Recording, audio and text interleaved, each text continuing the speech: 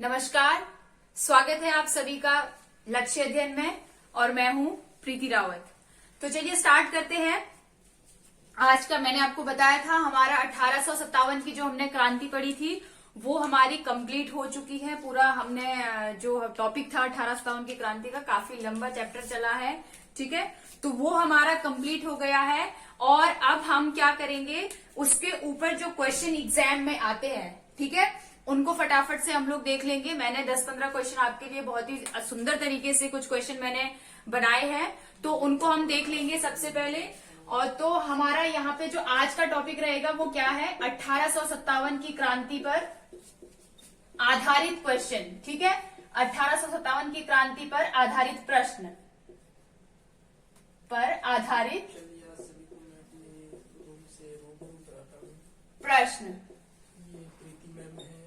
ठीक है। और हम अगर देखें कि इससे पहले मैंने आपको बताया था कि हम लोग पहले चैप्टर पढ़ेंगे, उसके बाद हम क्या करेंगे, उसके बाद हम क्वेश्चन करेंगे। तो चलिए स्टार्ट करते हैं। और अच्छा, मैं सबसे पहले आप सभी लोगों को बताना चाहती हूँ कि आप सभी लोगों का मैं बहुत बहुत धन्यवाद, मैं शुक्रगुजार हूँ आप सभी लोगों की कि आप लोग हमारी वीडियो को खूब पसंद कर रहे हैं, काफी अच्छे व्यू आ रहे हैं, ठीक है। मैं आप सभी लोगों का बहुत बहुत धन्यवाद करती हूँ और मैं आप लोग आगे भी ऐसे ही अपना प्यार बना के रखेंगे, आप लोग कंटिन्यू वीडियो देख के रहेंगे, ऐसी आशा है। तो चलिए स्टार्ट करते हैं। पहला हमारे पास क्वेश्चन है, यहाँ पर क्वेश्चन नंबर 1 है, 1857 के स्वतंत्रता संग्राम से संबंधित निम्न में प्रथम घटना कौन सी थी, ठीक है। 1857 के स्वतंत्रता संग्राम से संबंधित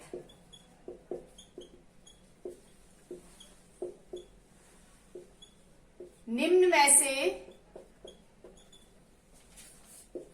कौन सी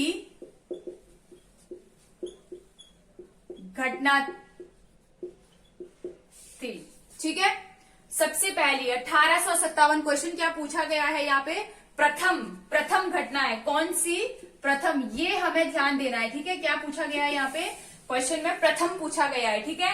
तो क्वेश्चन क्या है, 1857 के स्वतंत्रता संग्राम से संबंधित निम्न में से कौन सी प्रथम घटना थी। यानी कि यहाँ पर जो ऑप्शन होंगे हमारे पास, उनमें से हमें बताना है कि इनमें से जो पहली, अगर हम क्रमानुसार लगाएं तो पहली घटना कौन सी थी, ठीक है।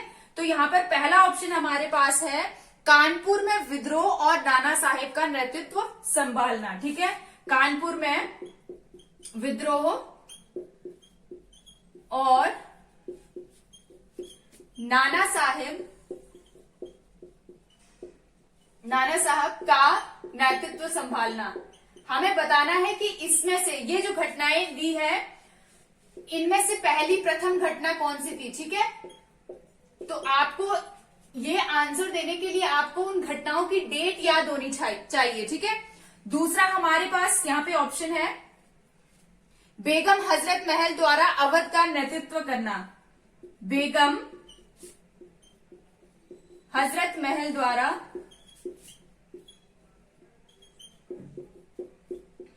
अवध का नेतृत्व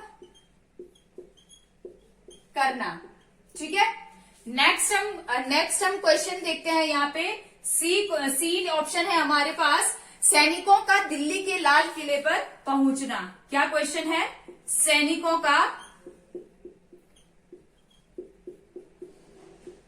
दिल्ली के लाल किले पर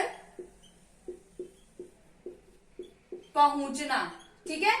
सैनिकों का दिल्ली के लाल किले पर पहुंचना। और डी ऑप्शन है हमारे पास, झांसी की रानी का विद्रोह करना, ठीक है। झांसी की रानी का विद्रोह करना, ठीक है। आज हमारा 1857 की क्रांति शुरू से लेकर आखिरी तक पूरा कंप्लीट हो जाएगा, क्योंकि हम इसके ऊपर जो भी क्वेश्चन बनते हैं वो भी हम कर रहे हैं। हमने चैप्टर पढ़ लिया है, ठीक है। जो भी इससे जो टॉपिक, जो मोस्ट इंपोर्टेंट टॉपिक थे वो हमने सारे पढ़ लिए हैं। इवन सारा कोशिश की है हमने कि सारा 1857 की क्रांति कवर कर पाए, ठीक है। और जो कुछ चीजें छूटी थी वो हमारा क्वेश्चन में कवर हो जाएंगी। और आज जो है 1857 की क्रांति का संपूर्ण हम क्या कर देंगे, खत्म कर देंगे, ठीक है। तो चलिए यहाँ पे पहले क्वेश्चन क्या पूछा गया, 1857 के स्वतंत्रता संग्राम से संबंधित निम्न में से कौन सी प्रथम घटना थी, ठीक है। तो देखिए आपको यहाँ पे लग रहा होगा कि प्रथम घटना तो मेरठ की थी, उससे पहले भी अगर माने तो बैरकपुर है, लेकिन बैरकपुर को इतिहासकार मानते नहीं है। कहा जाता है कि बैरकपुर में जो विद्रोह हुआ था उसको वहीं दबाया गया था, ये कहीं आगे नहीं बढ़ पाया था। उस हिसाब से देखे तो दबाए तो सारे ही विद्रोह गए थे, लेकिन 10 मई को वास्तविक शुरुआत मानी जाती है किसकी, 10 मई 1857 को वास्तविक शुरुआत मानी जाती है 1857 के क्रांति की, ठीक है। तो कहां से थी इसकी शुरुआत, मेरठ से थी। और लेकिन मेरठ यहाँ ऑप्शन में है ही नहीं, तो आपको लगेगा कि क्वेश्चन गलत है। क्वेश्चन बिल्कुल भी गलत नहीं है, आपको लैंग्वेज समझनी है क्वेश्चन की। क्वेश्चन क्या पूछा गया है, 1857 के स्वतंत्रता संग्राम से संबंधित निम्न में से, यानी कि ये जो घटनाएं दी गई है इनमें से पहली घटना कौन सी थी, पहली घटना इनमें कौन सी हुई। मतलब आपको अगर क्रमानुसार लगाने को कहा जाए तो पहले नंबर पर यहाँ पे आप कौन सी घटना रखोगे जो इनमें से सबसे पहले हुई थी, ठीक है। क्वेश्चन ये पूछा जा रहा है। तो यहाँ पर हम देखते हैं, अगर हम आप कहें कि हमें ये जो घटनाएं हैं इसको जानने के लिए मैंने आपको बताया था, ठीक है। एक चीज मैं आपको और बता देना चाहती हूँ, जब भी हम क्वेश्चन सॉल्व करेंगे हम क्या करेंगे, कीवर्ड्स को अंडरलाइन कर देंगे या फिर हाईलाइट कर देंगे, ताकि हमारा बार बार ध्यान उस पर जाए, ठीक है, कि क्वेश्चन क्या पूछा जा रहा है। प्रथम घटना की बात हो रही है और कौन सी, जो निम्न यानी कि जो नीचे दी गई है, किससे संबंधित, 1857 से, ठीक है। तो यहाँ पर हमारे पास फर्स्ट ऑप्शन है कानपुर में विद्रोह और नाना साहेब का नेतृत्व संभालना, बिल्कुल सही है। लेकिन ये जो घटना की अगर हम बात करते हैं तो ये घटना कब हुई थी, कानपुर में विद्रोह कब शुरू हुआ था, 5 जून को, ठीक है। 5 जून 1857 को शुरू हुआ था कानपुर में विद्रोह। ऐसे ही हम सारे जितने भी ऑप्शन हमारे पास है, चारों ऑप्शन की हम पहले डेट याद करेंगे कि कितने तारीख को ये घटनाएं हुई थी, ठीक है। इसके बाद हम बेगम हजरत महल की बात करते हैं, अवध, ठीक है। तो मैंने आपको समझाया था कि जो अवध है, ठीक है, उस समय के अवध में क्या क्या आता था, कानपुर, फैजाबाद, ये सारे किस में आते थे, ये किस में आते, और लखनऊ, ये सारे किस में आते थे, सॉरी लखनऊ, फैजाबाद, ये किस में आते थे, ये आते थे अवध में, ठीक है। तो अगर हम बात करें अवध 30 मई को और लखनऊ में 4 जून को, ठीक है। तो उस हिसाब से भी क्या है, अगर हम बेगम हजरत महल की बात करते हैं तो अगर यहाँ पे अवध लिखा है तो कोई बुराई नहीं है उसमें, क्योंकि उस समय लखनऊ और फैजाबाद किस में आता था, अवध में आता था, ठीक है।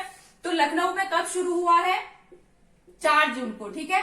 यानी कि अगर हमारे पास सिर्फ ये 2 डेट होती तो पहले नंबर पे हम कौन सी घटना रखते, बेगम हजरत महल वाली, ठीक है, क्योंकि ये 4 जून को हुआ है और कानपुर विद्रोह 5 जून को हुआ है, ठीक है।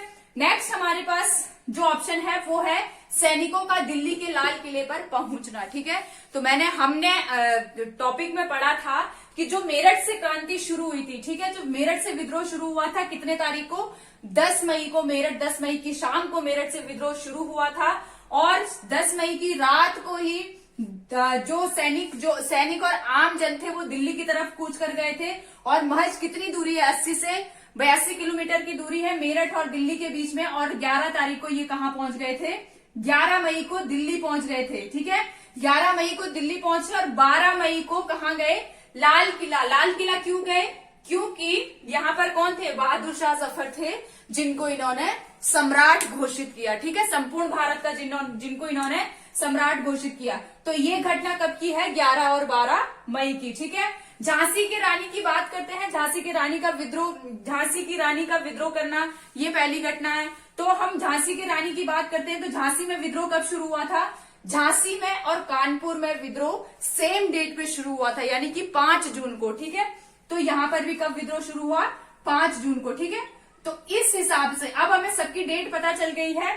तो अब हमारे पास बिल्कुल क्लियर आंसर आ गया है कि पहली घटना, अगर हम इन चारों में से देखें तो पहली घटना कौन सी मानी जाएगी, सैनिकों का दिल्ली के लाल किले पर पहुंचना। क्यों, क्योंकि ये जो घटना है ये कब की है, 11-12 मई की है, ठीक है। बाकी सारी घटनाएं कब की है, जून की है। तो इस हिसाब से पहले नंबर पर क्या होगा, सैनिकों का लाल किले पर पहुंचना। ठीक है, मैं आपको फिर से याद दिला देती हूं कि मेरठ जो है वास्तविक शुरुआत जो मानी जाती है मेरठ से मानी जाती है 10 मई को। ठीक है, ध्यान देना है, लेकिन यहाँ पे क्वेश्चन को आपको समझना है कि क्वेश्चन क्या पूछना चाह रहा है। ठीक है, चलिए नेक्स्ट क्वेश्चन की तरफ बढ़ते हैं।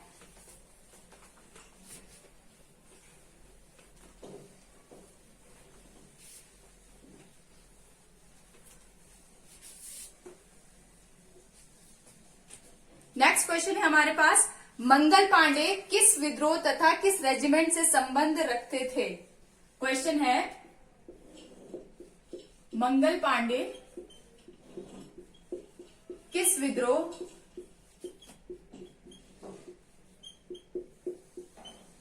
तथा किस रेजिमेंट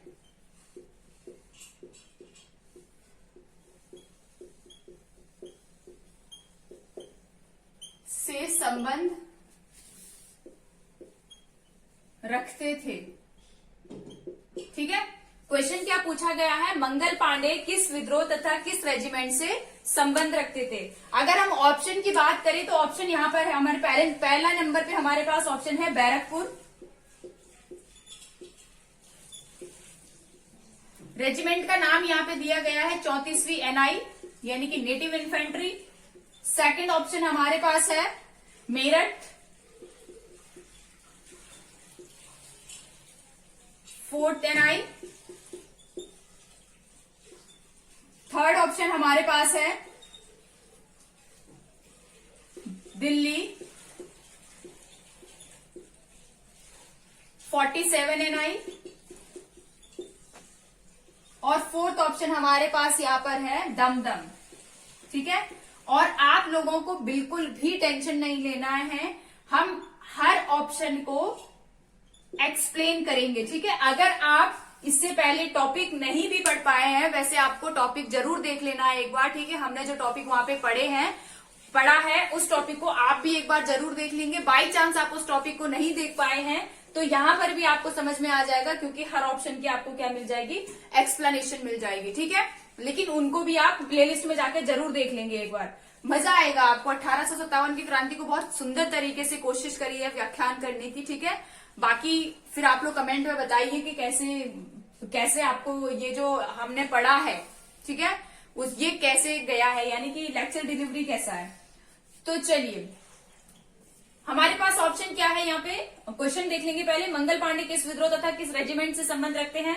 मैंने आपको बताया है क्या करना है, हमें सबसे पहले कीवर्ड्स को हमें अंडरलाइन करना है या फिर क्या करना है, हाईलाइट कर देना है। ठीक है, तो यहाँ पे विद्रोह और रेजिमेंट की बात हो रही है। विद्रोह यानी कि जो जगह है, जगह का नाम हमें बताना है कहां से है। और व्यक्ति तो हमें पता चल गया किसकी बात हो रही है, मंगल पांडे की। अब हमें दो चीजों का ध्यान रखना है, कहां से हुआ है और कौन सी रेजिमेंट थी। ठीक है, तो ऑप्शन हमारे पास है Barrackpore 34 NI, Meerut 4th NI, Delhi 47 NI, Dumdum 64 NI। ठीक है, तो अगर हम बात करते हैं बैरकपुर की, ठीक है, यहाँ पे हमारे पास सही आंसर भी क्या है, बैरकपुर ही है। ठीक है, मैं आपको याद दिला देना चाहती हूँ, हमने क्या पढ़ा था इससे पहले कि बंगाल में कितनी छावनियां थी, 3 छावनियां थी। मैंने आपको बताया था, हमने छावनियां अलग से पढ़ी थी कि छावनियां कहाँ कहाँ ब्रिटिशर्स ने रखी थी। ठीक है, तो बंगाल में कितनी छावनियां थी, 3 थी। सबसे एक छावनी कहाँ थी, दमदम में थी। ठीक है, दूसरी छावनी बहरामपुर में थी और तीसरी जो छावनी थी वो कहाँ थी, वो थी बैरकपुर में। ठीक है, बैरकपुर में। और यहीं से कौन थे, मंगल पांडे। बैरकपुर से कौन थे, मंगल पांडे। यहाँ पे जो चर्बी के कारतूस चलाने की डेट जो मना किया था, तो कौन कौन सी डेट को मना हुआ था, दमदम में 30 जनवरी को, मैंने ऐसे आपको याद कराने की कोशिश करी थी। 26 को हमने कहाँ पढ़ा था, फरवरी को, 26 फरवरी को बहरामपुर में हुआ था। और 29 मार्च को, यानी कि हर डेट में 3 का डिफरेंस है और हर नेक्स्ट यानी कि एक एक करके मंथ बढ़ता जा रहा है। तो 23 जनवरी को कहा, दमदम में मना किया गया था, 26 फरवरी को बहरामपुर में और 29 मार्च को मंगल पांडे ने मना किया था, कहां पर, बैरकपुर में। और इसी बैरकपुर छावनी में ये जो मंगल पांडे हैं ये यहीं पे सेवा दे रहे थे। और कौन सी रेजिमेंट में थे ये, तो ये थे 34वीं नेटिव इन्फेंट्री में, ठीक है। किसमें थे? 34वीं रेजिमेंट में थे। बहुत बार क्वेश्चन आता है कि बैरक जो मंगल पांडे हैं वो कौन सी रेजिमेंट से संबंध रखते थे, तो वो रखते थे 34वीं एनआई से, ठीक है। इसके बाद हमारे पास 3 ऑप्शन और है, उनको भी देख लेते हैं, ठीक है। सही आंसर हमें मिल चुका है बैरकपुर 34वीं एनआई। अब हम देखते हैं मेरठ। तो मेरठ में बिल्कुल छावनी थी। यूपी में 2 जगह छावनियां थी। कहां पर? एक तो आपका मेरठ में थी और दूसरा कानपुर में थी, ठीक है। तो मेरठ में 4th एनआई थी, बिल्कुल ठीक है। लेकिन ऑप्शन क्या दिया यहाँ पे? क्वेश्चन के हिसाब से हमें आंसर देना है। मंगल पांडे की बात हो रही है और मंगल पांडे कहां से थे? बैरकपुर से। हालांकि मंगल पांडे का अगर जन्म माना जाए, अगर उनका जन्मभूमि मानी जाए तो वो यूपी थी, गाजीपुर से वो संबंध रखते थे, ठीक है। गाजीपुर में उनका जन्म हुआ था। और अगर हम बात करते हैं कि वो सेवा कहाँ दे रहे थे ब्रिटिशर्स को, तो ब्रिटिश ईस्ट इंडिया कंपनी को, तो बैरकपुर में सेवा दे रहे थे। कौन सी रेजिमेंट में? 34वीं एनआई में, ठीक है। और इसके बाद मेरठ 4th एनआई जरूर थी, लेकिन आंसर इसका बैरकपुर होगा, ठीक है। तीसरा हम देखते हैं दिल्ली। दिल्ली में 47 नेटिव इन्फेंट्री नहीं थी। बात हो रही है कब की? 1857 की क्रांति, ठीक है। 1857 की क्रांति हम पढ़ रहे हैं और दिल्ली में 47 एनआई नहीं थी। 47 एनआई इवन 1857 में थी ही नहीं, क्योंकि इसको भंग कर दिया गया था। कब? 1824 में। कब भंग कर दिया था इसे? 1824 में भंग कर दिया गया था। और ये कहां पर सेवा दे रही थी? बैरकपुर में, ठीक है। बैरकपुर में ये सेवा दे रही थी ब्रिटिश ईस्ट इंडिया कंपनी को। लेकिन इस रेजिमेंट को 47 नेटिव इन्फेंट्री को भंग कर दिया गया था 1824 में। रीजन क्या था? कि जो भारत के जो सैनिक हैं उन्होंने बर्मा जाने से मना कर दिया था। उनका ये मानना था कि हम समुद्र को लांघकर नहीं जाएंगे, ठीक है। और अब आते हैं फोर्ट दमदम के पास, ठीक है। तो यहाँ पे दमदम चलो ठीक मान लेते हैं, लेकिन 64 एनआई की बात हो रही है और 1857 अभी चल रहा है। 64 एनआई भी भंग कर चुके हैं ब्रिटिशर्स। कब? 1854 में, ठीक है। 1854 के आसपास की बात है। और इस समय ये लोग क्या कर चुके हैं? 1854 या 52 के समथिंग की बात है, ठीक है। लेकिन ये 1857 तक तो थी ही नहीं 64, ठीक है। और ये दमदम में नहीं बल्कि कहां थी? फिरोजपुर में, ठीक है। कहां थी ये? फिरोजपुर में थी। फिरोजपुर में ये सेवा दे रही थी किसको? ब्रिटिश ईस्ट इंडिया कंपनी को, ठीक है। तो ये दोनों ही ऑप्शन क्या है? गलत है। तीसरा ऑप्शन जो मेरठ है, मेरठ भी इसका आंसर नहीं है, क्योंकि आंसर क्या है हमारे पास? बैरकपुर। ये सारी चीज मैंने आपको एक्सप्लेन कराया है ताकि आपको आगे अगर यहां से क्वेश्चन बनता है तो वो गलत ना हो, ठीक है। लेकिन इसका आंसर क्या है? बैरकपुर 34वीं नेटिव इन्फेंट्री, ठीक है। चलिए नेक्स्ट क्वेश्चन देखते हैं।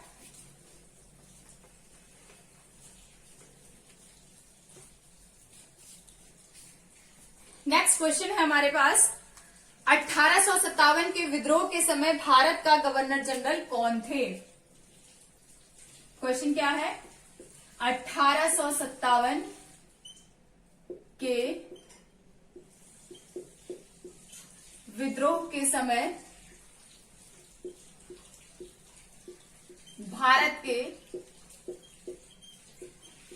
गवर्नर जनरल कौन थे? ठीक है, क्या क्वेश्चन है? 1857 के विद्रोह के समय भारत के गवर्नर जनरल कौन थे? यहां पर ऑप्शन हमारे पास फर्स्ट ऑप्शन हमारे पास है लॉर्ड डलहौजी,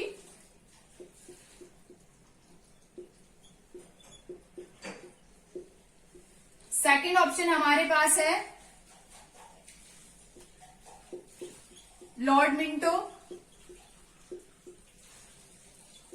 थर्ड ऑप्शन हमारे पास है लॉर्ड कैनिंग और फोर्थ ऑप्शन हमारे पास है लॉर्ड बेंटिक।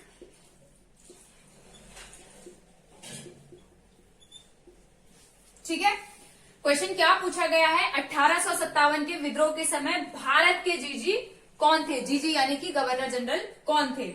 ऑप्शन में हमारे पास है lord Dalhousie, Lord Minto, Lord Canning और लॉर्ड बेंटिक। ठीक है, तो हम इनकी डेट देख लेते हैं। ठीक है, हम जब इनकी डेट देख लेंगे उससे हमें साफ पता चल जाएगा कि इनका कौन इस समय थे। ठीक है, तो इसके लिए हमें क्या पता होना चाहिए?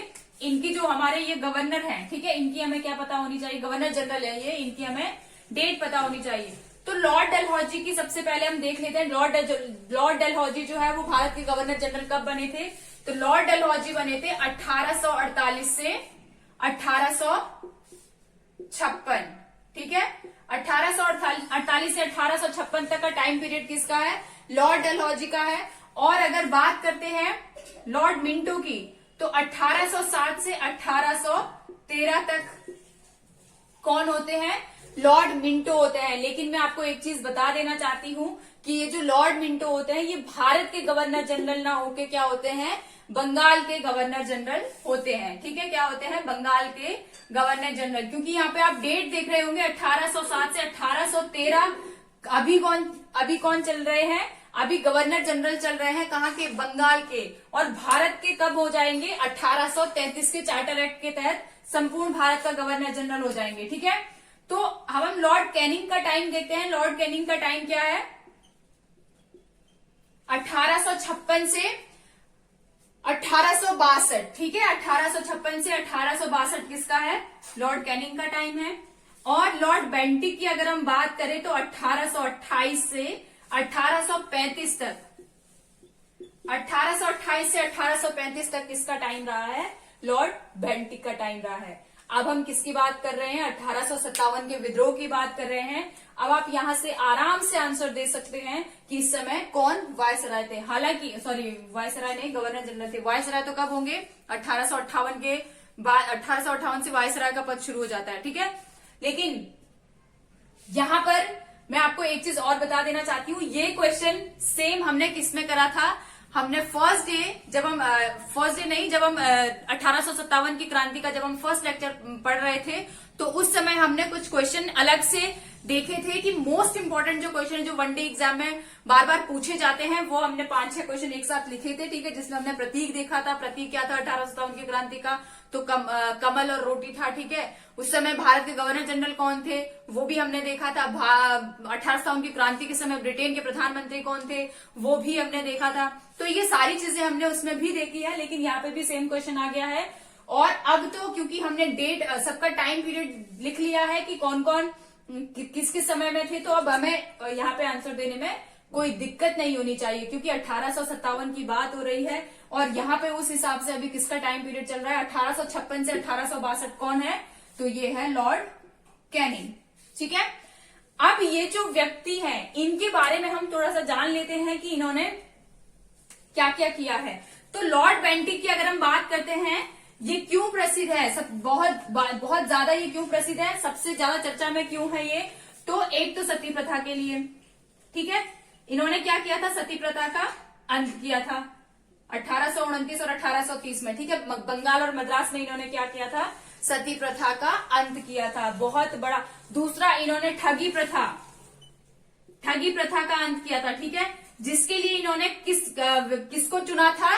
कर्नल स्लीमैन को। ध्यान देना आपको, किसको चुना था इन्होंने? कर्नल स्लीमैन को चुना था। ये क्वेश्चन बहुत बार पूछा गया है, किसके समय में ठगी प्रथा का अंत हुआ है? तो आपका आंसर क्या होना चाहिए? Lord Bentinck. लेकिन किसने किया था? किसको चुना था इन्होंने ये ठगी प्रथा का अंत करने के लिए? तो इन्होंने चुना था कर्नल स्लीमैन को, ठीक है। ध्यान देना है। इन्होंने अंग्रेजी शिक्षा को भी बढ़ावा दिया था। काफी भारत के सुधारक अंग्रेजों का इनके समय में कहा जाता है, विलियम बेंटिक के समय में कहा जाता है कि ये ऐसे ब्रिटिशर्स थे जो भारत का सुधार करना चाहते थे, ठीक है। क्योंकि इन्होंने सती प्रथा पर बहुत बड़ी बयान रखा था, ठीक है। तो इन्हीं के समय पे सती प्रथा का अंत हुआ है। और जो सबसे ज्यादा एग्जाम में पूछा जाता है, एक तो सती प्रथा के ऊपर पूछा जाता है, और दूसरा क्या पूछा जाता है यहाँ पर कि भारत के प्रथम गवर्नर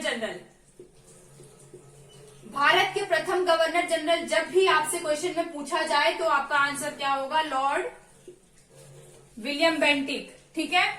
क्या होगा? William Bentinck. और अगर आपसे क्वेश्चन पूछा जाए कि बंगाल के अंतिम गवर्नर जनरल कौन थे, ठीक है, तो भी क्या आपका आंसर होगा? William Bentinck. बंगाल के अंतिम गवर्नर जनरल। देखो यहाँ पे आपको बिल्कुल भी कंफ्यूज नहीं होना है। क्यों? क्योंकि 1828 से 1832 तक क्या होता है? जो 1828 से 1832 तक तो क्या होता है? जो बंगाल के गवर्नर जनरल अलग होते हैं। लेकिन जैसे ही 1833 का चार्टर एक्ट आता है, उसमें क्या लिखा होता है, जो बंगाल के गवर्नर जनरल होंगे वो संपूर्ण भारत का गवर्नर जनरल होंगे।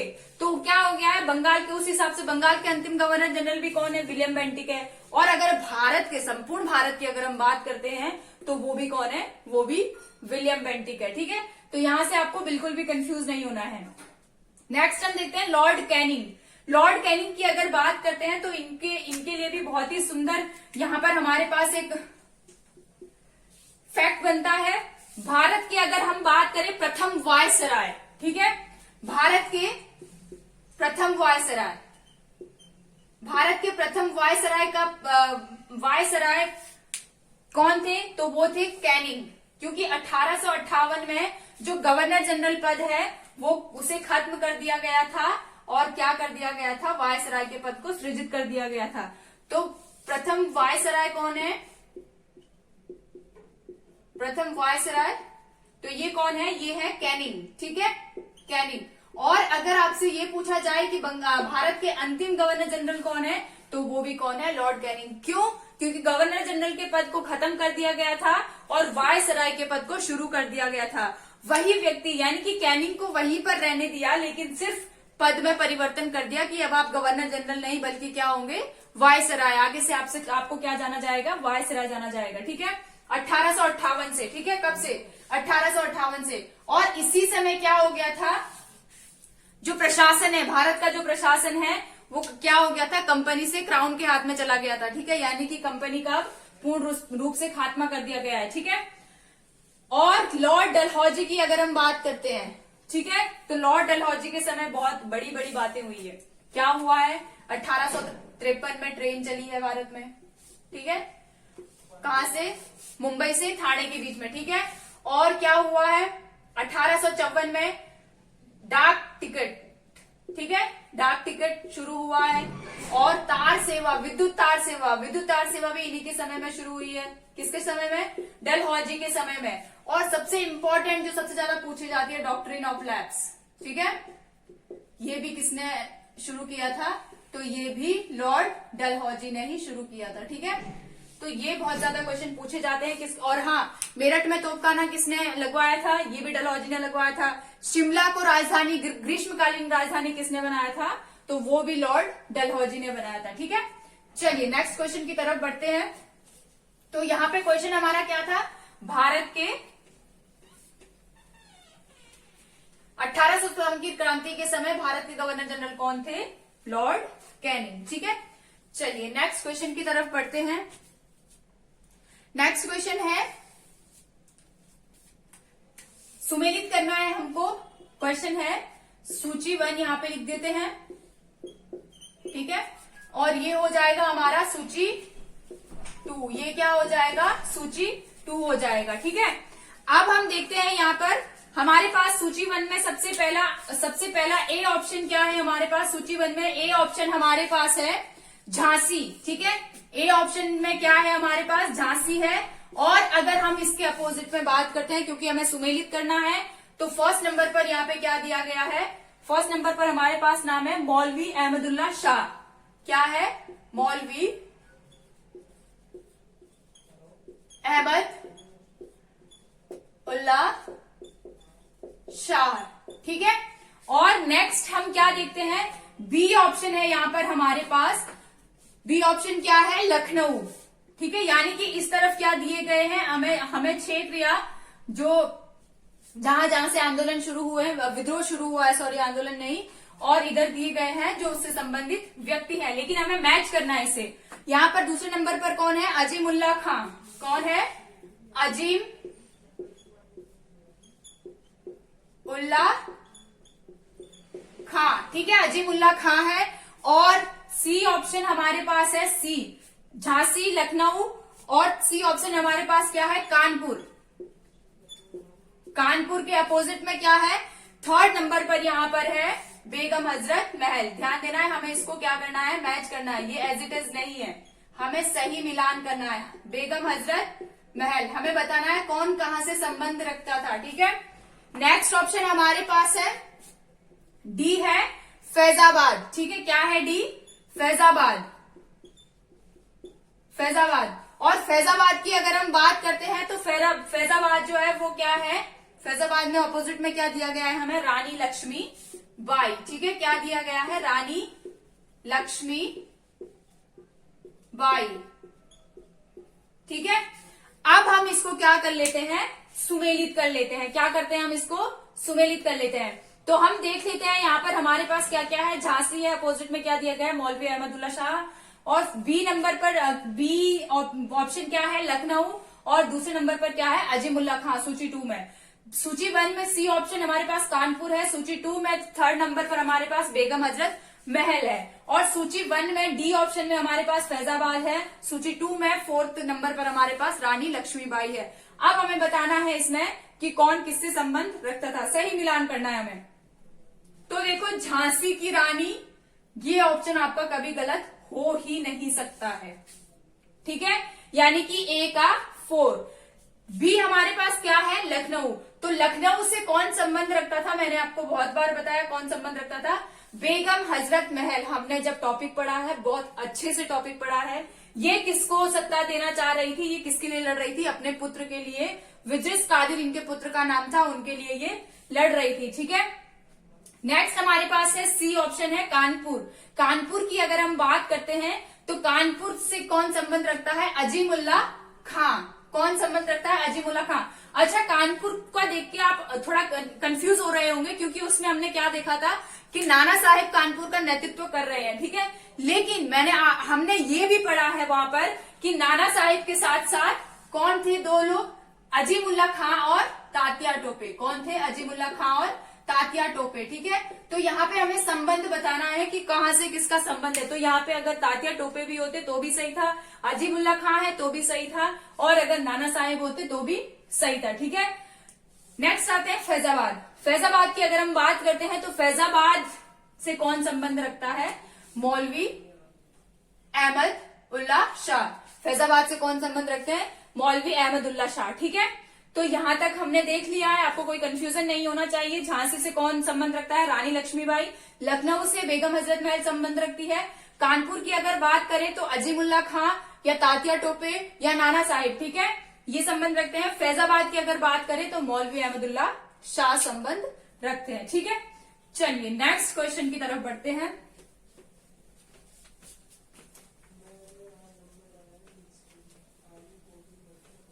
नेक्स्ट क्वेश्चन हमारे पास है यहाँ पर, बहुत सुंदर क्वेश्चन है। व्यपगत का सिद्धांत किससे संबंधित है। क्या क्वेश्चन है, व्यपगत का सिद्धांत। क्वेश्चन है व्यपगत का सिद्धांत किससे संबंधित है। ठीक है, व्यपगत सिद्धांत यानी कि डॉक्ट्राइन ऑफ फ्लैप्स, या फिर हम इसको राज्य हड़प की नीति भी बोल सकते हैं, या फिर हम इसको विलय की नीति भी बोल सकते हैं। चाहे जो भी आए, एक ही है। आपको बिल्कुल भी कंफ्यूज नहीं होना है कि हमने तो व्यपगत सिद्धांत पढ़ा था, यहाँ पे तो राज्य हड़प नीति आ गया, या यहाँ पे विलय की नीति आ गया, या यहाँ पे डॉक्ट्राइन ऑफ फ्लैप्स आ गया। तो आपको बिल्कुल भी नहीं, सारी चीज एक ही है। ठीक है, चलिए ऑप्शन देखते हैं। ऑप्शन क्या है हमारे पास, पहला ऑप्शन है लॉर्ड वेलेस्ली। पहला ऑप्शन क्या है, Lord Wellesley.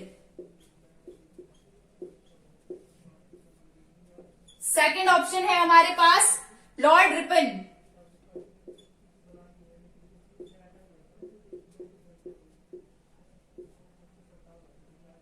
Lord Ripon. Third number पर है यहां पर लॉर्ड डलहौजी। लॉर्ड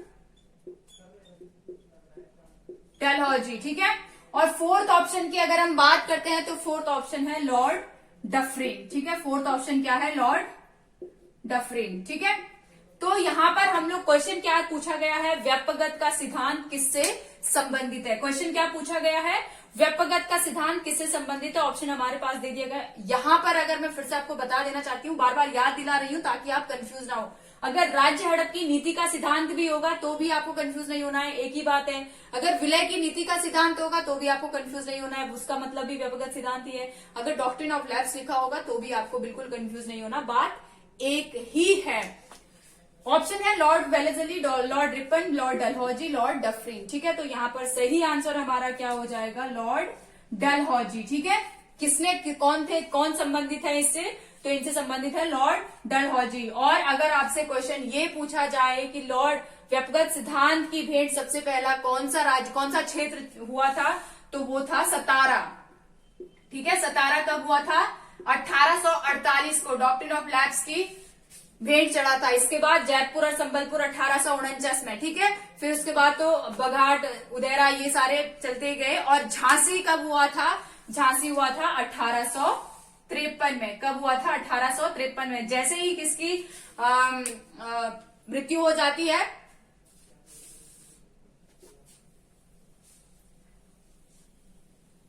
जैसे ही रानी लक्ष्मीबाई के पति की मृत्यु हो जाती है, तो क्या हो जाता है 1853 में, जो झांसी है वो भी क्या हो जाता है, ब्रिटिश साम्राज्य में विलय हो जाता है उसका भी। ठीक है, क्यों, क्योंकि व्यक्तिगत सिद्धांत कहते हैं, इसका नीति ही क्या थी कि जिसका कोई अपना पुत्र नहीं होगा, वो जो उसका जो क्षेत्राधिकार होगा वो किसमें, उसका विलय किसमें हो जाएगा, ब्रिटिश साम्राज्य में हो जाएगा। ठीक है, और या फिर जिसका उत्तराधिकारी कमजोर हो, उसका भी जो साम्राज्य क्षेत्र होगा वो भी क्या हो जाएगा, ब्रिटिश साम्राज्य में उसका भी विलय हो जाएगा।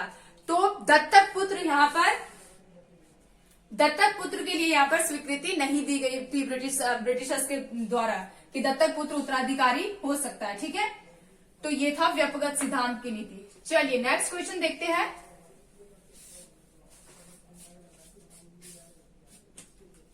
नेक्स्ट है 1857 की क्रांति में विद्रोह का प्रमुख केंद्र कौन सा क्षेत्र बना।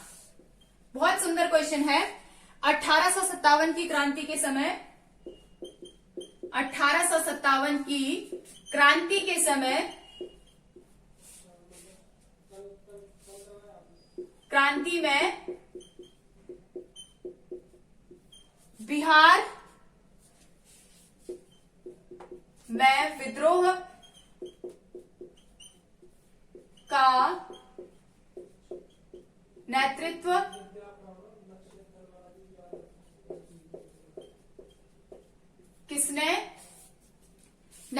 किसने किया, सॉरी नेतृत्व नहीं है, विद्रोह का प्रमुख केंद्र पूछा गया है। ठीक है, विद्रोह का प्रमुख केंद्र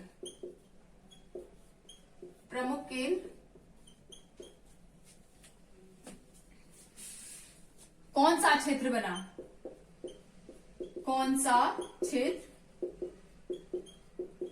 बना। ठीक है, चलिए नेक्स्ट यहां पर हम ऑप्शन देखते हैं। ऑप्शन क्या क्या है हमारे पास। पहला ऑप्शन है रामपुर,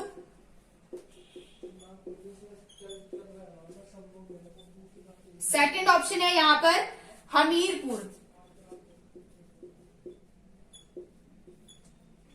थर्ड ऑप्शन है यहां पर धीरपुर, फोर्थ ऑप्शन है यहां पर जगदीशपुर। ठीक है, फोर्थ ऑप्शन क्या है हमारे पास, यहां पर जगदीशपुर है। अब क्वेश्चन को एक बार फिर से देख लेते हैं। क्वेश्चन क्या पूछा गया है, 1857 की क्रांति में बिहार में, कहां की बात हो रही है, बिहार की बात हो रही है, बिहार का प्रमुख केंद्र कौन सा क्षेत्र बना। ठीक है, बिहार में एक जगह नहीं कई जगह क्या हुआ था, विद्रोह भड़का था। ठीक है, लेकिन प्रमुख केंद्र कौन सा बना था, अगर हम कहें कि पटना से, दानापुर से, सब जगह से जो विद्रोह आके, मतलब अलग अलग जगह से विद्रोह हुआ और कहाँ आकर मिल गया, तो वो जगह थी, वो जो केंद्र बना था वो बना था जगदीशपुर। क्या केंद्र बना था, जगदीशपुर। ठीक है, और जगदीशपुर से जो नेतृत्व कर रहे थे, ठीक है, ध्यान देना है आपको, ध्यान से सुनना है। जगदीशपुर से कौन नेतृत्व कर रहे थे, कुंवर सिंह। कौन कर रहे थे, कुंवर सिंह नेतृत्व कर रहे थे, जो कितने साल के थे, 80 साल के व्यक्ति थे। कितनी थी उनकी उम्र, 80 साल की थी। और इतनी इनकी वीरता की गाथा इतनी बोली जाती है, कहा जाता है कि जो कुंवर सिंह जी थे, इन्होंने क्या किया था, अंग्रेजों को दौड़ा दौड़ा कर मारा था। ठीक है, तो क्वेश्चन यहाँ पे बहुत सिंपल, बहुत ही अच्छा क्वेश्चन है ये कि 1857 की क्रांति में बिहार में विद्रोह का प्रमुख केंद्र कौन सा क्षेत्र बना था। तो देखो बिहार में अलग अलग जगह क्रांति जरूर भड़की थी, लेकिन सारे जो विद्रोह थे बिहार में जहां जहां भी हुए थे वो कहाँ आके इकट्ठे हो गए, जगदीशपुर में। ठीक है, और जगदीशपुर से कौन नेतृत्व कर रहे थे, कुंवर सिंह जी नेतृत्व कर रहे थे। ठीक है, इसलिए क्या केंद्र बनता है, जगदीशपुर इसका केंद्र बनता है। ठीक है, चलिए नेक्स्ट क्वेश्चन देखते हैं।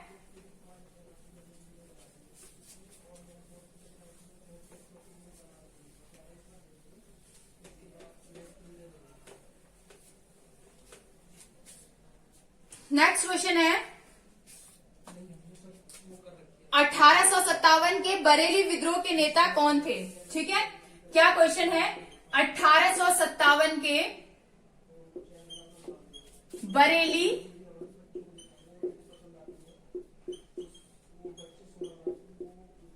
विद्रोह के नेता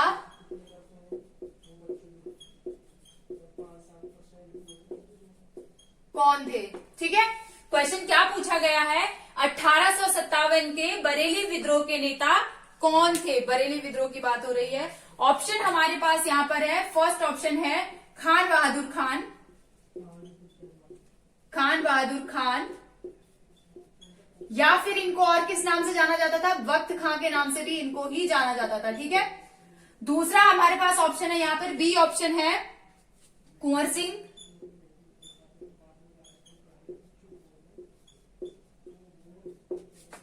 सी ऑप्शन यहां पर है मौलवी अहमद शाह,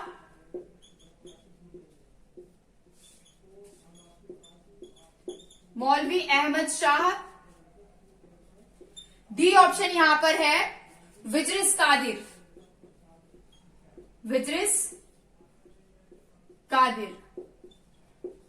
ठीक है, अब यहां पे हमें क्वेश्चन फिर से एक बार देख लेते हैं। 1857 के बरेली विद्रोह के नेता कौन थे, कहां की बात हो रही है, बरेली की बात हो रही है। ठीक है, तो ऑप्शन में यहां पर है खान बहादुर खान, वक्त खां जिनका नाम वक्त खां भी था, कुंवर सिंह, मौलवी अहमद शाह और बिजरिस कादिर। ठीक है, तो यहां पर जो सही आंसर हो जाएगा वो है खान बहादुर खान। ठीक है, क्योंकि हमने जब हम इसका लेक्चर पढ़ रहे थे, जब हमने विस्तार पढ़ा था, तो हमने क्या देखा था कि 11 मई को क्या हो जाती है, सेना दिल्ली पहुंचती है। ठीक है, सेना और जो आम जनता होती है वो दिल्ली पहुंचती है। 12 मई को सम्राट घोषित कर दिया जाता है, किसको, बहादुर शाह जफर को।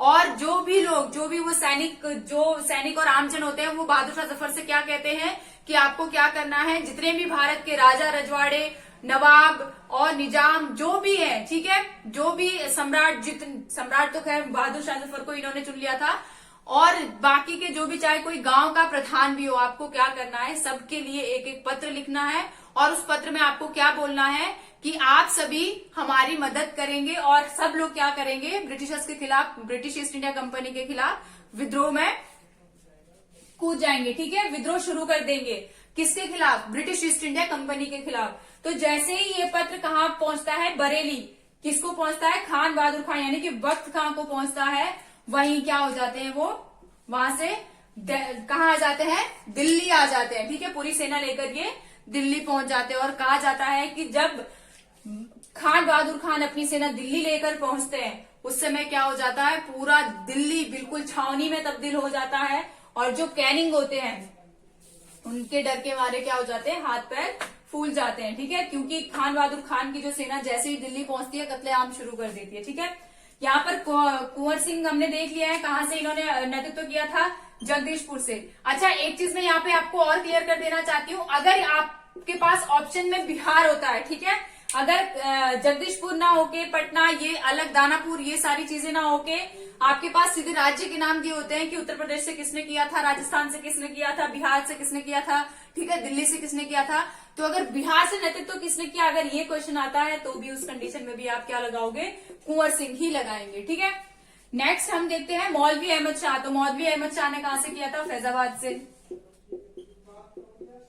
ठीक है, विजरिस कादिर की अगर हम बात करते हैं तो विजरिस कादिर जो है वो कौन थे, वो बेगम हजरत महल, ठीक है, किसके, बेगम हजरत महल के क्या थे, पुत्र थे। तो यानी कि ये कहां से थे, ये लखनऊ से संबंध रखते थे। ठीक है, ध्यान देना है। चलिए नेक्स्ट क्वेश्चन देखते हैं। तो यहाँ पर आपको सही आंसर पता चल गया, बरेली से कौन नेतृत्व कर रहे थे, वक्त खां। ठीक है, चलिए नेक्स्ट क्वेश्चन की तरफ बढ़ते हैं।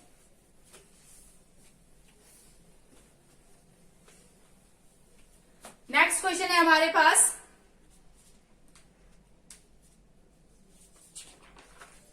भारतीय स्वाधीनता आंदोलन का सरकारी इतिहासकार कौन था? बहुत बार क्वेश्चन पूछा जाता है। क्वेश्चन क्या है? भारतीय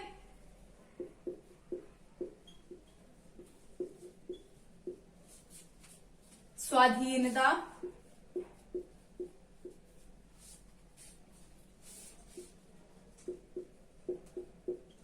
आंदोलन का सरकारी इतिहासकार, सरकारी इतिहासकार कौन था? ठीक है, चलिए तो इसमें देख लेते हैं हम ऑप्शन क्या है हमारे पास। पहला ऑप्शन है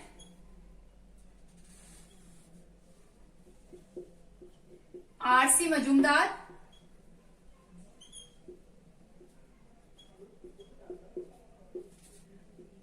सेकंड ऑप्शन हमारे पास है ताराचंद, थर्ड ऑप्शन हमारे पास है वीडी सावरकर,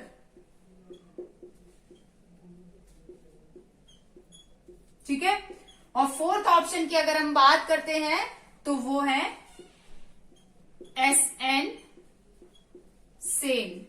ठीक है, क्या है फोर्थ ऑप्शन? एसएन सेन। अब हम क्वेश्चन को एक बार अच्छे से देख लेंगे। भारतीय स्वाधीनता आंदोलन, ठीक है, भारतीय स्वाधीनता आंदोलन यानी कि किसकी बात हो रही है? 1857 की बात हो रही है। तो यहाँ पर सरकारी इतिहासकार कौन थे, यानी कि जिनको ये कहा गया था कि सरकार की तरफ से कहा गया था कि आपको क्या करना है, 1857 की क्रांति के ऊपर किताब लिखनी है। तो यहाँ पर हमारे पास सही आंसर है एसएन सेन। एसएन सेन कौन थे? सरकारी इतिहासकार थे। और अगर हम इनके किताब की बात करते हैं कि जो इन्होंने किताब लिखी थी उसका क्या नाम था, तो उसका नाम था 1857। क्या था? 1857। इसको ऐसे ही, यही बस इतना ही नाम है, ठीक है, ऐसे ही लिखा गया है। बुक का नाम ही ये है 1857। ठीक है, क्या है इनके बुक का नाम? 1857 है। और ये बुक किसके कहने पर लिखी गई है? भारतीय सरकार के कहने पर लिखी गई है। हालांकि इससे पहले जो बुक का दायित्व सौंपा गया था, किसको कहा गया था? आरसी मजूमदार को कहा गया था। लेकिन आरसी मजूमदार का क्या हो जाता है, सरकार के साथ कुछ अनबन हो जाती है, जिसकी वजह से आरसी मजूमदार इस बुक को लिखने से मना कर देते हैं। ठीक है, कि मैं इस बुक को नहीं लिखूंगा। आरसी मजूमदार की बुक की अगर बात करें तो आरसी मजूमदार की बुक का नाम क्या है? Sepoy mutiny and the revolt of 1857। क्या है?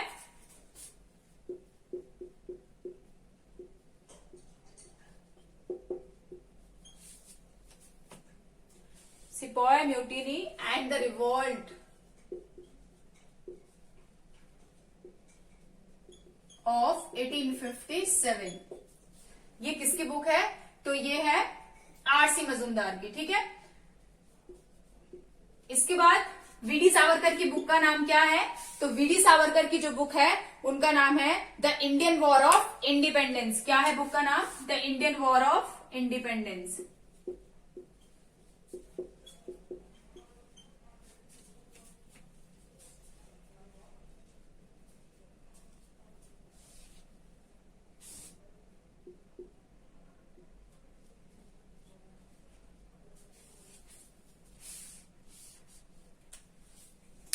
तो ये the Indian war of independence. क्या है? इंडियन। ठीक है, ये किसकी बुक है?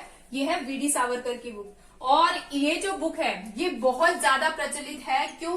क्योंकि 1947, ठीक है, 1947 के लिए जो भी राष्ट्रीय आंदोलन हुए हैं भारत में, उसमें इस बुक का बहुत बड़ा योगदान कहा जाता है। ठीक है, और जब इस बुक को कहा जाता है कि ब्रिटिशर्स ने इस बुक को छापने से, यानी कि प्रकाशित करने से, भारत में प्रकाशित करने से इसको मना कर दिया था, क्योंकि इस किताब में, इस पुस्तक में 1857 की क्रांति का जितना जीवंत व्याख्यान किया गया है किसी और किताब में वो नहीं मिलता है। ठीक है, तो ब्रिटिशर्स ने इस किताब को प्रकाशित करने से मना कर दिया था, बैन कर दिया था इसे। ब्रिटेन में भी कोशिश करते हैं वीडी सावरकर इसे छपाने की, लेकिन नहीं हो पाता है। बाद में जाके इस बुक को हॉलैंड में छापा जाता है। कहाँ? हॉलैंड में इसे छापा जाता है। 1901 के आसपास इस बुक को छाप दिया जाता है, लेकिन उसके बावजूद भी ये बुक भारत में वितरित नहीं हो पाती है, क्योंकि इसको भारत में बैन कर दिया जाता है। ठीक है, लेकिन बाद में क्या होता है, चोरी छुपे जब छपी गई है चोरी छुपे, तो अब किताब क्रांतिकारियों तक पहुंचने में इसने कोई बहुत ज्यादा समय नहीं लिया। और इस बुक को पढ़कर भारतीय क्रांतिकारियों के मन में जो ब्रिटिशर्स के प्रति रोष पैदा हुआ, वो किसकी उपज मानी जाती है, बीडी सावरकर की बुक की उपज मानी जाती है। ठीक है, तो साहित्य की दृष्टि से अगर देखा जाए तो इस किताब ने बहुत बड़ी भूमिका निभाई है राष्ट्रीय आंदोलन में, 1947 के लिए जो आंदोलन हुए थे भारत में। ठीक है, चलिए नेक्स्ट हमारे पास है यहाँ पे, निम्न में से 1857 के विद्रोह में अंग्रेजी का कट्टर दुश्मन कौन था। ठीक है, क्या क्वेश्चन है हमारे पास, क्वेश्चन है निम्न में से 1857 की क्रांति के समय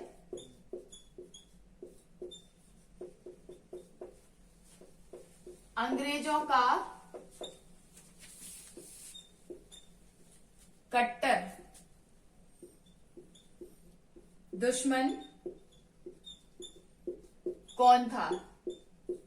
ठीक है, यहां पर ऑप्शन हम देख लेंगे फटाफट। पहला ऑप्शन हमारे पास है मौलवी अहमद उल्ला शाह। सेकंड ऑप्शन हमारे पास है अजीमुल्ला। ठीक है, थर्ड हमारे पास ऑप्शन है यहां पर लक्ष्मीबाई, और फोर्थ ऑप्शन की हम यहां पे बात करें तो ये है मंगल पांडे। ठीक है, तो अगर हम बात करते हैं यहाँ पे हमारे पास ऑप्शन क्या क्या दिए हुए हैं, ऑप्शन हमारे पास है यहाँ पर मौलवी, पहला ऑप्शन है हमारे पास मौलवी अहमद उल्ला शाह। ठीक है, सेकंड ऑप्शन है अजीमुल्ला, थर्ड ऑप्शन है लक्ष्मीबाई, और फोर्थ ऑप्शन है मंगल पांडे। तो मैं आपको यहाँ पे बता देना चाहती हूँ कि 1857 की क्रांति की बात हो रही है, और अंग्रेजों के कट्टर दुश्मन, देखिए अंग्रेजों के दुश्मन तो ये सभी थे, क्योंकि ये जो भी जितने भी 1857 की क्रांति के जो भी नायक और नायिकाएं थी, सब क्या थे, अंग्रेजों के दुश्मन थे। लेकिन ये जो मौलवी अहमद उल्ला शाह है, ठीक है, मौलवी अहमद उल्ला शाह जो है, ये क्या थे, इनको इनामी घोषित कर दिया था। यानी कि इनका ब्रिटिश सरकार ने क्या कहा था कि जो भी इनको मृत या जीवित हमारे पास लेकर आएगा, उसको क्या कर दिया जाएगा, 50,000 रुपए का इनाम दिया जाएगा। ठीक है, 50,000 रुपए राशि उस समय बहुत ज्यादा होती थी। 1857 की बात हो रही है, काफी अच्छी खासी राशि होती थी उस समय। तो 50,000 रुपए की उसे क्या दी जाएगी, धनराशि दी जाएगी। क्यों ये इनाम घोषित किया था, क्योंकि इन्होंने क्या दिया था, जिहाद का नारा दिया था। क्या दिया था इन्होंने, जिहाद का नारा दिया था।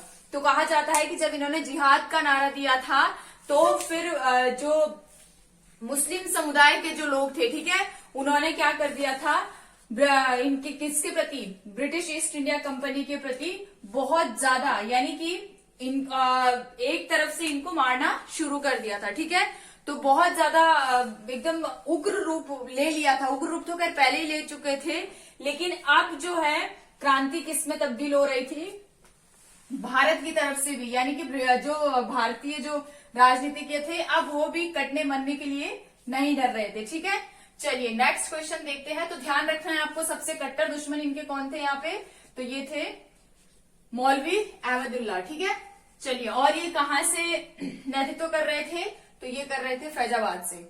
चलिए नेक्स्ट क्वेश्चन यहाँ पर हम देखते हैं। नेक्स्ट क्वेश्चन है हमारे पास 1857 की क्रांति का प्रमुख कारण।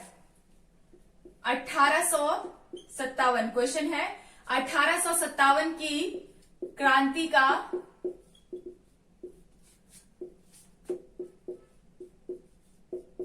तात्कालिक प्रमुख कारण। ठीक है, यानी कि तात्कालिक कारण पूछा जा रहा है, कारण क्या था। ऑप्शन देख लेते हैं यहाँ पे फटाफट। ऑप्शन है हमारे पास, पहला ऑप्शन है मेरठ में घुड़सवार सैनिकों को कैद करना। मेरठ में घुड़सवार सैनिकों को कैद करना, ठीक है। नेक्स्ट हमारे पास ऑप्शन है, नेक्स्ट ऑप्शन है हमारे पास यहाँ पे वाजिद अली शाह को नवाब की गद्दी से हटाना। किसको? वाजिद अली शाह, वाजिद अली शाह को नवाब की गद्दी, ठीक है, नवाब की गद्दी से हटाना। हमें तात्कालिक कारण बताना है, ठीक है। दूसरा यहाँ, तीसरा यहाँ हमारे पास ऑप्शन है मंगल पांडे। मंगल पांडे का अंग्रेजी अधिकारियों पर गोली चलाना। तो क्या ये तात्कालिक कारण था? फोर्थ हमारे पास जो ऑप्शन है वो है चर्बी लगे कारतूस का उपयोग करना, ठीक है। क्या है? चर्बी लगे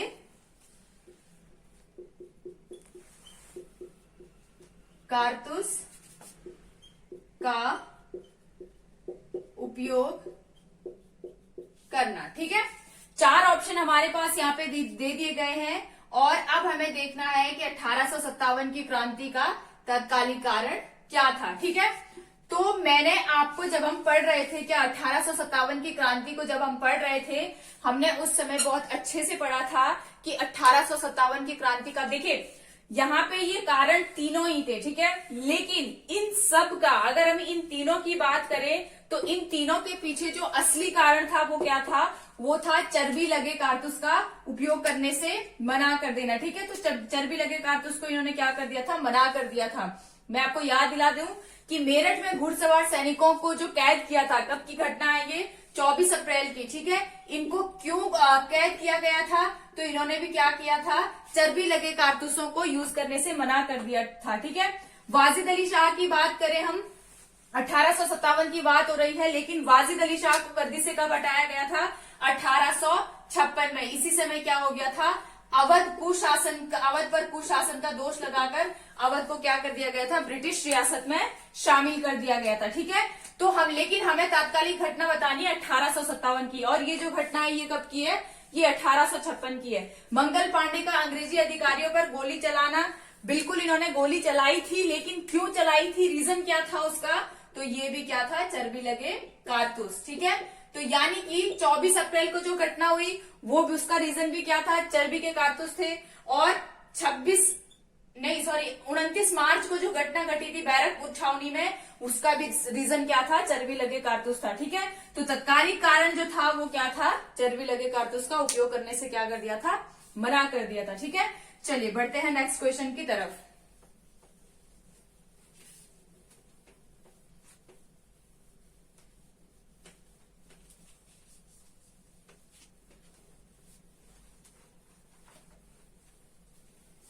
नेक्स्ट क्वेश्चन देखते हैं। नेक्स्ट क्वेश्चन है हमारे पास, 1857 की क्रांति के समय ब्रिटेन के प्रधानमंत्री कौन थे? क्वेश्चन क्या है? 1857 की क्रांति के समय ब्रिटेन के प्रधानमंत्री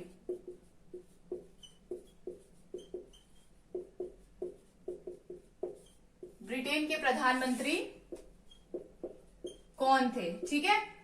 ऑप्शन यहां पर फर्स्ट ऑप्शन है हमारे पास, पहला ऑप्शन है चर्चिल, सेकंड ऑप्शन है यहां पर विंसेंट टेटली, थर्ड ऑप्शन है यहां पर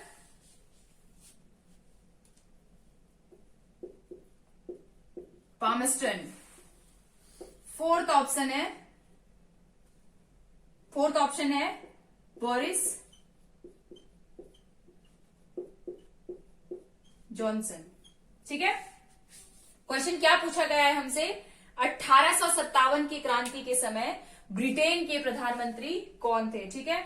और मैं आपको एक चीज बता दूं, बहुत ज्यादा बार क्वेश्चन आता है, क्या क्या पूछा जाता है कि 1857 की क्रांति के समय ब्रिटेन के प्रधानमंत्री कौन थे, भारत जब आजाद हुआ था यानी कि 1947 के समय ब्रिटेन के प्रधानमंत्री कौन थे, पिट्स इंडिया एक्ट जब आया था उस समय प्रधानमंत्री कौन थे, 1773 में प्रधानमंत्री कौन थे। बहुत बार ये क्वेश्चन हिस्ट्री में पूछे गए, मॉडर्न हिस्ट्री में, ठीक है। और यहां से भी ये क्वेश्चन हमेशा बनता है कि 1857 की जब क्रांति हो रही थी कहां, भारत में, उस समय ब्रिटेन में प्रधानमंत्री कौन थे, ठीक है। तो बात करते हैं हम चर्चिल की।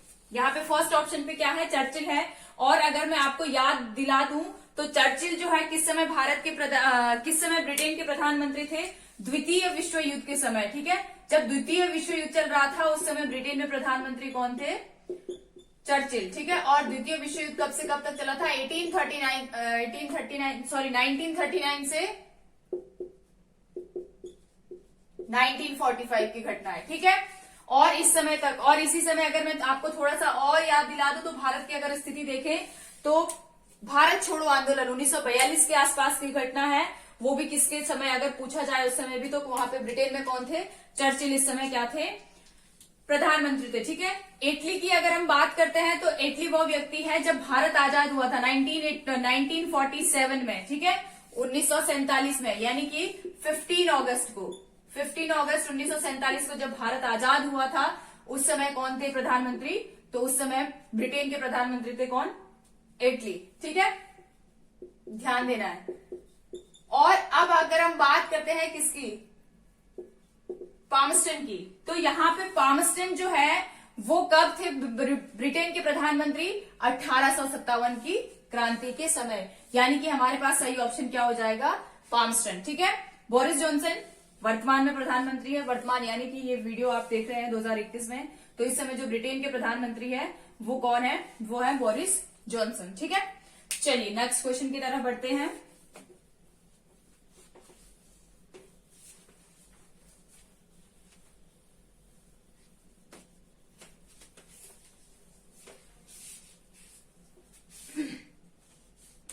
नेक्स्ट क्वेश्चन है, किस गवर्नर जनरल ने बहादुर शाह जफर को दिल्ली से रंगून निर्वासित किया था। क्वेश्चन क्या है, किस गवर्नर जनरल, जी से आप समझ रहे होंगे, गवर्नर जनरल, किस गवर्नर जनरल ने बहादुर शाह जफर को भारत से, यानी कि दिल्ली से रंगून, भारत में कहां पर थे ये, दिल्ली में थे, ठीक है, मैं यहां पे लिख देती हूं दिल्ली, ठीक है, भारत से रंगून निर्वासित किया। तो यहां पर हमारे पास ऑप्शन है, पहला ऑप्शन है लॉर्ड डलहौजी,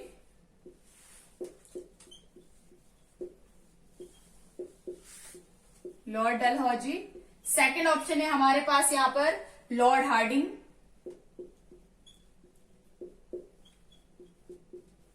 ठीक है। थर्ड ऑप्शन यहां पर हमारे पास है लॉर्ड कैनिंग,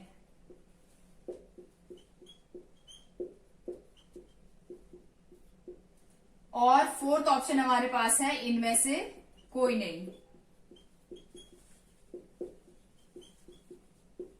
ठीक है।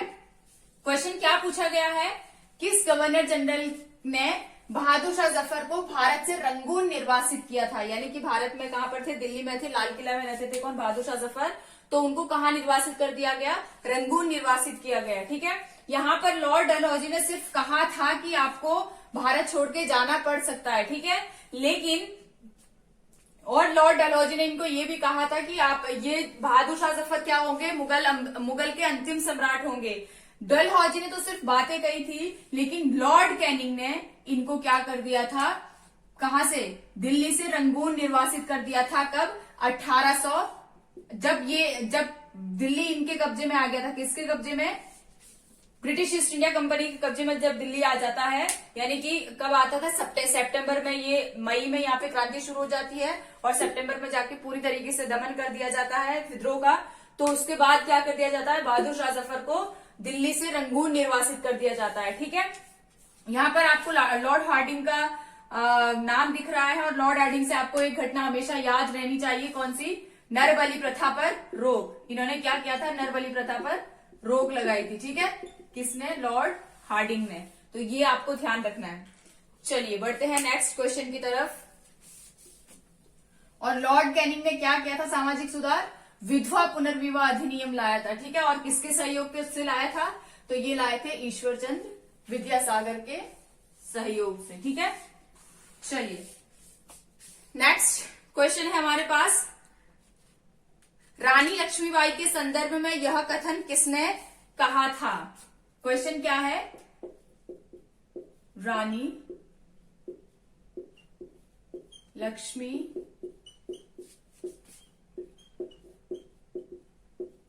बाई के संदर्भ में यह कथन किसने कहा था? ठीक है, पहला ऑप्शन हमारे पास है यहाँ और अच्छा, कथन क्या था? कथन लिख लेते हैं। भारत में असली मर्द ये सोई हुई महिला है। क्या था कथन? इन्वर्टेड कॉमास में लिख लेते हैं। भारत में असली मर्द ये सोई हुई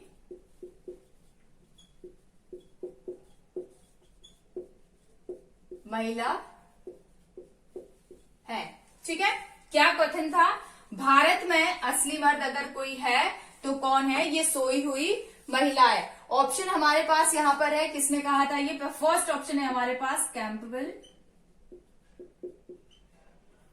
सेकेंड ऑप्शन है हमारे पास यहां पर हडसन। कैंपबेल और हडसन आपको याद आ रहे होंगे। थर्ड ऑप्शन है यहां पर हमारे पास सर ह्यूरोज।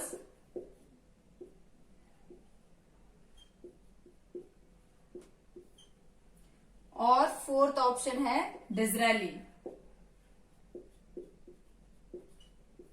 बेंजामिन डिज़रायली इनका पूरा नाम होता है।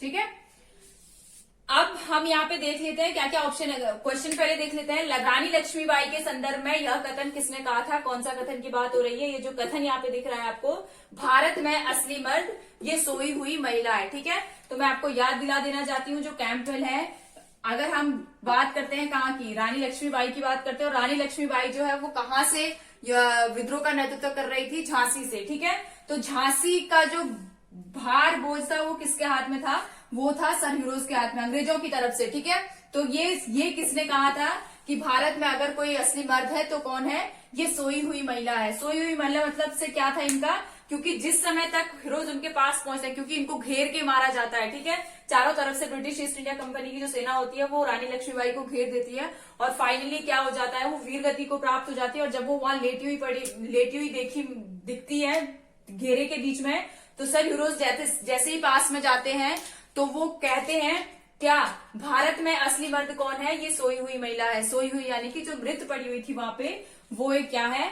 असली मर्द है, अगर कोई भारत में मर्द है। ठीक है, तो क्योंकि सर ह्यूरोज को इन्होंने इतने बुरी तरीके से, भले ही रानी लक्ष्मीबाई जो है वो वीरगति को प्राप्त हो गई थी, लेकिन सर ह्यूरोज जो है उन्होंने ये तो सोच लिया था कि अगर ग्वालियर के सिंधिया अगर इनका साथ नहीं देते तो ये रानी लक्ष्मीबाई को कभी भी हरा नहीं पाते। ठीक है, तो आपको ध्यान रखना है। और कैंपबेल की अगर बात करते हैं हम, तो इन्होंने कहां के विद्रोह का दमन किया था? कानपुर के विद्रोह का दमन किया था इन्होंने। ठीक है, हडसन की बात करें तो हडसन ने कहां का किया था? दिल्ली।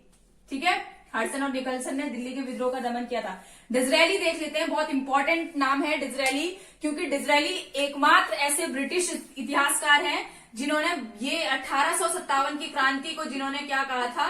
राष्ट्रीय विद्रोह कहा था। ठीक है, जिन्होंने, बाकी सारे जितने भी ब्रिटिश इतिहासकार हैं उन्होंने सबने क्या कहा था कि एक मात्र सिपाही विद्रोह है, लेकिन डिज़रायली ने क्या कहा था? डिज़रायली ने कहा कि ये क्या है?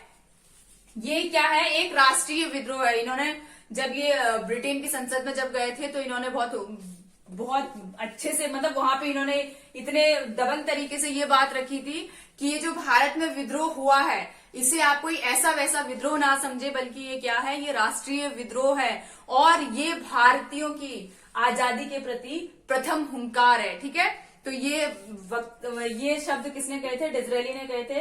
बाकी जितने भी ब्रिटिश के इतिहासकार हैं उन्होंने सब ने मोरल डाउन करने के लिए ये जो 1857 की क्रांति है इसको मात्र सिपाही विद्रोह कहा। क्यों कहा इन्होंने सिपाही विद्रोह? इस क्रांति को छोटा साबित करने के लिए, ठीक है, ताकि ये विश्व में प्रसिद्ध ना हो पाए। लेकिन किसे पता था कि आगे चलकर 1947 में जब भारत आजाद होता है तो उसका कारण भी 1857 की क्रांति ही होती है, ठीक है। चलिए नेक्स्ट क्वेश्चन हम देखते हैं। बहुत इंपॉर्टेंट क्वेश्चन है। क्वेश्चन क्या है? भारतीय सैनिकों को भाड़े के टट्टू की संज्ञा किसने दी? भारतीय सैनिकों को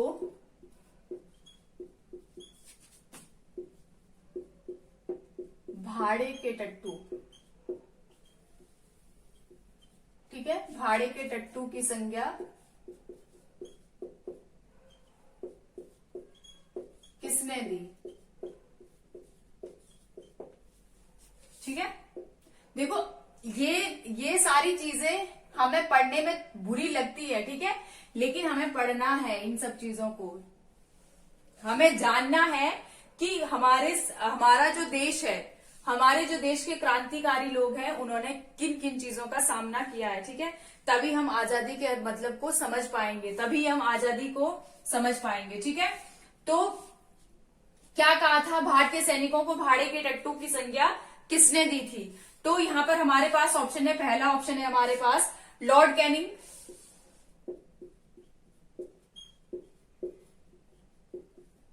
सेकंड ऑप्शन हमारे पास है lord Dalhousie,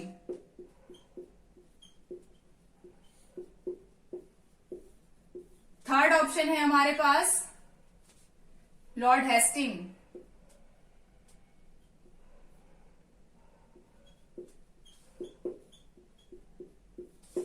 and fourth one is Charles Napier.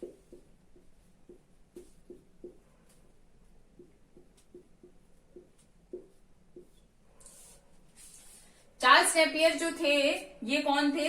ये ब्रिटिश सेना के कमांडर थे, ठीक है, यानी कि ब्रिटिश सेना में ही नायक थे। ये भी ब्रिटिश सेना के ही एक सैनिक थे, किसी अधिकारी की पोस्ट पर थे ये। अच्छा, इनका क्या कहना था?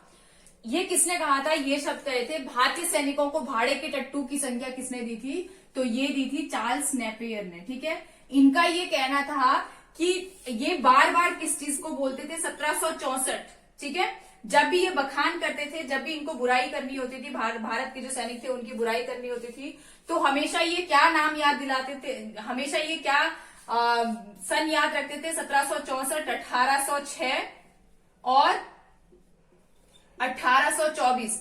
ये इन चीजों के बड़े गुण, जब भी कुछ भी बात होती थी तो चार्ल्स नेपियर हमेशा ये इन तीनों ही डेट का रट्टा लगा के रखते थे कि इन्होंने हमेशा 1764 में इन्होंने हमारे साथ विश्वासघात करने की कोशिश करी थी, 1824 में तो इन्होंने बिल्कुल ही मना कर दिया कि हम जाएंगे ही नहीं, और 1806 में इन्होंने क्या कहा कि हम अपने धर्म के विरुद्ध ऐसा कोई काम नहीं करेंगे, ठीक है।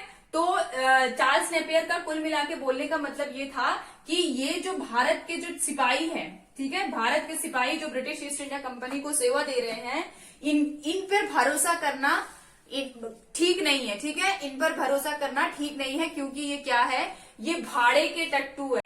ये तब तक ही हमारे हैं जब तक इनको पैसा मिलेंगे, जैसे ही इनको पैसा हमसे ज्यादा कोई और देना शुरू करेगा ये उनके टट्टू हो जाएंगे, ठीक है। तो ये बात किसने कही थी? ये चार्ल्स नेपियर ने कही थी, ठीक है। चलिए नेक्स्ट क्वेश्चन और लास्ट क्वेश्चन देखते हैं। नेक्स्ट क्वेश्चन है हमारे पास यहाँ पर,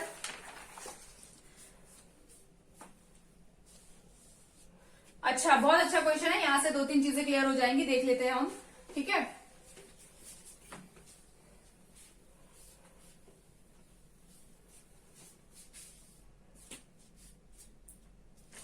निम्न में से कौन सा क्षेत्र 1857 की क्रांति से अछूता रहा? क्वेश्चन क्या है? निम्न में से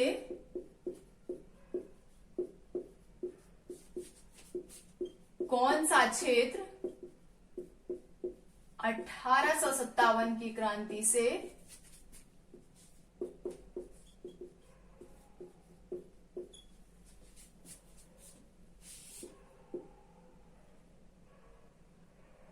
अछूता रहा। ठीक है, यहां पर हमारे पास ऑप्शन है, फर्स्ट ऑप्शन है हमारे पास सहारनपुर,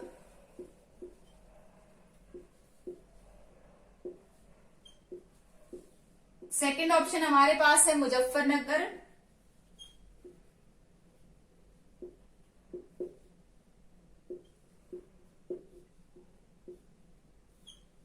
थर्ड ऑप्शन हमारे पास है बंबई, और फोर्थ ऑप्शन हमारे पास है मद्रास। ठीक है, क्या क्या ऑप्शन है हमारे पास, क्वेश्चन क्या पूछा गया है पहले ये देख लेते हैं। निम्न में से कौन सा क्षेत्र, ठीक है, कौन सा क्षेत्र 1857, कौन सा क्षेत्र और 1857 की क्रांति से अछूता रहा। ठीक है, तो यहां पर हमारे पास चार ऑप्शन है, चारों ही बहुत इंपॉर्टेंट है। ठीक है, सहारनपुर, मुजफ्फरनगर, बंबई और मद्रास। इस क्वेश्चन के हिसाब से जहां पर क्रांति जो है 1857 की जो क्रांति है, जिस क्षेत्र को नहीं छू पाई थी वो था मद्रास। यानी कि क्वेश्चन में आपसे जब भी पूछा जाए कि ऐसा कौन सा क्षेत्र था जहां पर 1857 की क्रांति का कोई असर नहीं हुआ था। दक्षिण भारत की अगर हम बात करें तो दक्षिण भारत में भी 1857 की क्रांति थोड़ी बहुत 1857 की क्रांति का जो अंश है वो देखने को मिलते हैं, लेकिन मद्रास एक ऐसा क्षेत्र था दक्षिण भारत का जहां पर ये क्रांति बिल्कुल भी नहीं पहुंच पाई थी, यानी कि यहां तक इस क्रांति का कोई प्रभाव नहीं पड़ा। ठीक है, बात आती है यहाँ पर सहारनपुर और मुजफ्फरनगर की। अगर हम बात करें तो ये दो ऐसे क्षेत्र थे जहां की आम जनता ने कोई रुचि नहीं दिखाई 1857 की क्रांति ने। ठीक है, तो क्वेश्चन ये पूछा जाता है क्योंकि ये दोनों ही क्या बोलते हैं, अपवाद है। ठीक है, क्योंकि पूरे उत्तर भारत की अगर हम बात करें तो संपूर्ण उत्तर भारत में संपूर्ण उत्तर भारत की जो जनता थी वो क्या किसमें कूद गई थी, 1857 की क्रांति में कूद गई थी। किसके साथ, सिपाहियों के साथ। लेकिन ये जो दो शहर हैं सहारनपुर और मुजफ्फरनगर, यहाँ पर आम जनता ने, ठीक है, आम जनता ने इस विद्रोह में कोई रुचि नहीं दिखाई। ठीक है, विद्रोह में रुचि नहीं दिखाई। तो ये क्वेश्चन बहुत बार पूछा जाता है, आपको ध्यान रखना है। और अब देखते हैं हम बंबई। बंबई की अगर हम बात करें तो बंबई जो है ये एकमात्र ऐसा शहर था, ठीक है, ये एकमात्र ऐसा शहर था जहां पर 1857 की क्रांति की आग भड़कने से पहले ही बुझा दी गई थी। ठीक है, यानी कि दंगा शुरू होने से पहले ही यहाँ पे क्या कर दिया गया था, खत्म कर दिया गया था, उसका दमन कर दिया गया था। तो क्वेश्चन अगर आपसे कभी ये पूछ लिया जाए कि 1857 की क्रांति के समय ऐसा कौन सा क्षेत्र था जहां पर क्रांति शुरू होने से पहले ही उसे दबा दिया गया, तो वो था बंबई। ठीक है, तो इस हिसाब से ये चारों ही इंपॉर्टेंट पॉइंट है, आपको ध्यान रखना है। सहारनपुर और मुजफ्फरनगर क्या है, किस हिसाब से इंपॉर्टेंट है। यहाँ की आम जनता ने विद्रोह में रुचि नहीं दिखाई, लेकिन यहाँ का जो सैनिक वर्ग था वो संपूर्ण रूप से क्या था, ब्रिटिश 1857 की क्रांति में मिल चुका था।